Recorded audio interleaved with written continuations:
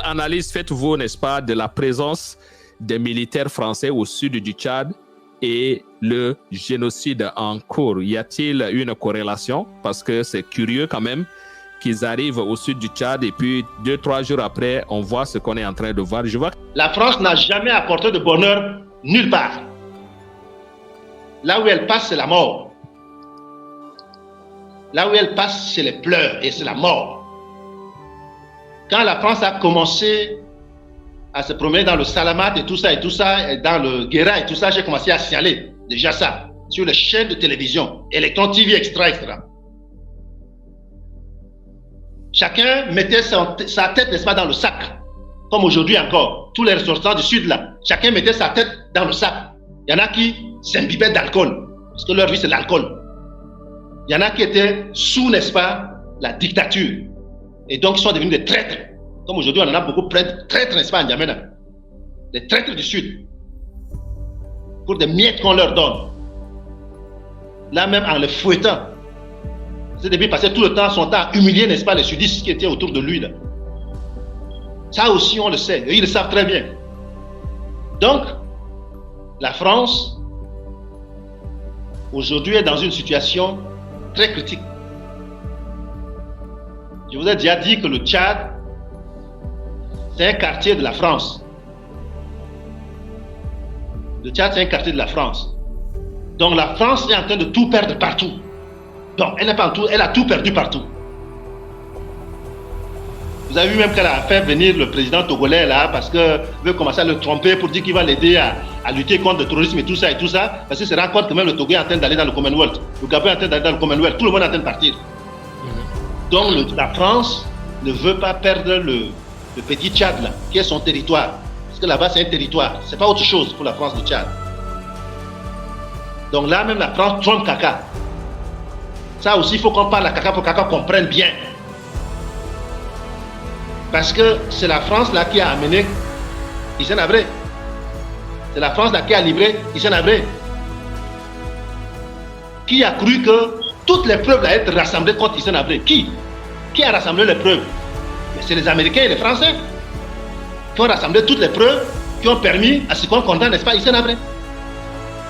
Même ce que quelqu'un est en train de faire là, les Américains et les Français ont toutes les preuves, même les preuves que toi et moi on n'en a pas. Ils ont tout ça. Et ils sortiront le mois venu. C'est eux qui vont livrer, n'est-ce pas, Kaka, sur un plateau d'or. Quand ils n'auront plus besoin de lui. Quand il va devenir comme un citron, ils vont le presser comme ça, ils vont le jeter. Quand ils le font avec tout le monde. Donc, il appartient aux Tchadiennes et aux Tchadiens. On a toujours dit, personne ne veut écouter. Maintenant, les choses sont arrivées jusqu'à dans leurs jambes. Parce que nous, on est prévoyants. On est des prophètes, on voit. La France a commencé à s'installer, à se déployer, et puis les tueries ont commencé. Comme ce qui s'est passé au Mali. Au Mali, il y a même des documents, il y a même des vidéos, il y a même des preuves comme quoi la France venait même larguer même ça des armes, n'est-ce pas, aux terroristes dans le désert. Ce n'était un secret pour personne. La France était avec ceux qui étaient à N'Djamena, mais était aussi avec les rebelles, etc., etc. Ce n'est un secret pour personne. Donc la France aujourd'hui a besoin du territoire Tchad, qu'importe le nombre de morts.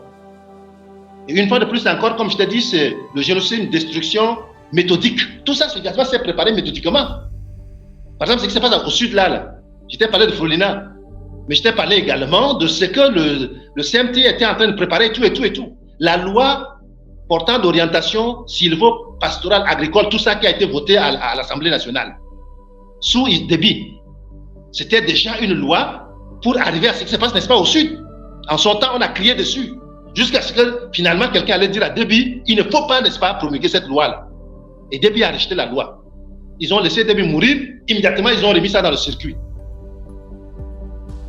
Les criminels là, qui sont même à l'Assemblée nationale, ils sont derrière cette loi-là. Et ils ont voté cette loi-là encore en décembre, entre le 24, le 25, 26, pendant que tout le monde préparait les fêtes. Ils ont voté ça, sans que la majorité tchadienne soit au courant de ça.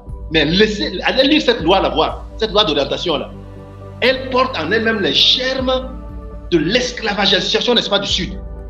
Et c'est tout ça qui est en train de se mettre en place. Et les Français sont derrière ça, parce que ça les intéresse.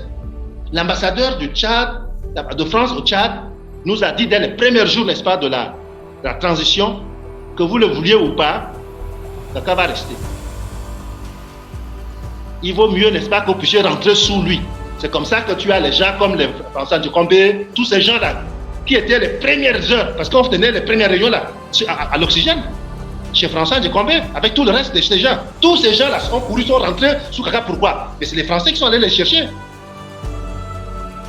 Le secrétaire général à la présidence, qui était notre conseiller même au niveau de Ouattara et tout le reste, docteur Galingoté, tout ça. Mais c'est la France, l'ambassadeur, c'est eux qui l'ont embarqué tout ça là-bas. Tous ces gens qui sont aujourd'hui là-bas. Là où comment tu appelles ça? Médard. Hein? Médard. Oui, là où il y a Médard. Et c'est les Français qui ont amené tout ça là-bas. Tous ces gens qui les ont amenés là-bas. La personne qui a refusé et qui a résisté comme nous autres, jusqu'à présent, c'est le professeur Avoxouma. À qui on lui a dit également en face, il faudrait que tu rentres là-bas. C'est tout. Tous ces gens qui au départ étaient avec nous, parce que quand on a commencé, ces réunions de Wakitama, des transformateurs, tout le reste, on était très nombreux. Un à un, tous ces gens sont rentrés tous dans le mangeoire en nous disant qu'ils vont aller changer les choses de l'intérieur. Mais qui leur donne même ces sémantiques-là, changer les choses de l'intérieur, qui leur dit ça? C'est l'ambassadeur de France au Tchad, à N'Djamena. Donc, il revient au peuple tchadien et surtout au peuple du Sud, d'une manière générale, d'arrêter, n'est-ce pas, de se suicider, se mettre ensemble, se donner la main et puis de sauver ce qui reste encore à sauver. Nous autres, nous leur avons dit ça à midi, à 14h, à 22h, à 5h du matin, fatigués, ils n'ont pas écouté. Maintenant, ils sont en train de vivre ça, n'est-ce pas, dans leur chambre. Aujourd'hui, il y a même des gens qui ont leur queue dans leur chambre, ils ne peuvent même pas parler. Ils sont au Parlement, au CNT là. Le CNT fabriqué par Kaka là, ils sont là-bas. Mais ils ne peuvent même pas lever le bout, parce qu'on leur donne quelques miettes de centaines de mille. Ils ne peuvent plus parler. Tu as les ministres, les Lamkouin, tout ça là, qui se disaient, n'est-ce pas, le sauveur de l'Ogon occidental et tout ce monde là. Les dames là, dame qui se promène là, qui va tourner ses fesses là-bas, à Kombra, tout ça là. On est en train de tuer ses parents là-bas, elle ne va pas tourner ses fesses là-bas. La ministre là. Ils attendent quoi? Mais parce qu'ils ne peuvent pas.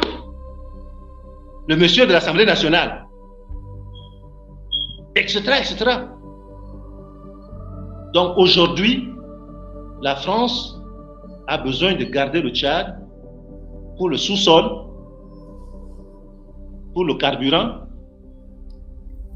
pour les riches terres, parce que même aujourd'hui, tu sais très bien que même en Europe, il n'y a pas d'avenir. L'Europe compte sur les ressources minières, les ressources énergétiques, les ressources naturelles de l'Afrique pour préparer, n'est-ce pas, l'avenir de ces générations futures. Et la France aujourd'hui, elle n'a rien. Et elle sait que ça va être très difficile. Donc elle a besoin, n'est-ce pas, des guignols, des valets, des comédiens comme Kaka, pour pouvoir les endormir, puis passer ton temps à pied. Elle dit aux populations qu'elle est allée dans le sud, n'est-ce pas, pour le développement économique. Quel développement économique? Entre-temps, on a fait voter des lois sur des zones économiques et tout ça. Et maintenant, on arme, n'est-ce pas, les Arabes, les quoi, pour tuer les gens, pour que les gens fuient, pour que les gens partent, n'est-ce pas, en Centrafrique. Et puis comme ça, on va récupérer leurs terres. Ce qui se passe dans le sud, c'est ça. Ce n'est ni plus ni moins, c'est autre chose. Il ne faut pas que quelqu'un vous trompe, que quelqu'un vous raconte des histoires.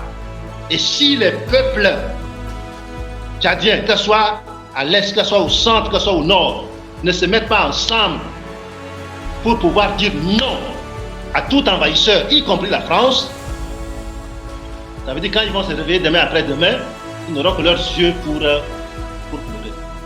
Voilà la triste réalité. C'est ça la vérité.